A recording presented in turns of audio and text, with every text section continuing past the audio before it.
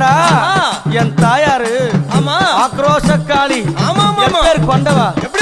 அவ கோபப்பட்டு இந்த புவிக்கு வரும்போது அவளுடைய பாதம் இந்த புவியில பட்டா இந்த உலகமே அழிஞ்சிடும் சொல்லும் போது பார்த்த சிவபெருமான் உடனடியாக ஓடி அந்த கீழே விழுந்தாரு. அவளுடைய திருமேனியான பாதம் சிவனுடைய மேல படணும். அவன் கோபம் தெளினு கீழே இருக்கிற கணவனும் தெரிஞ்சு கூட எங்க அம்மா